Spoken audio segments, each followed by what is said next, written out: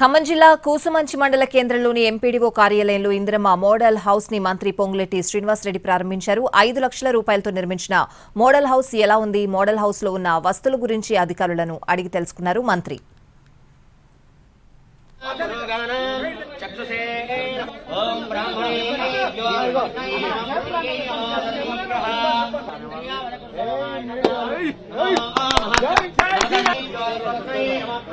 देवो बृहस्पतिः ध्रुवन्त इन्द्रश्चाग्निश्चर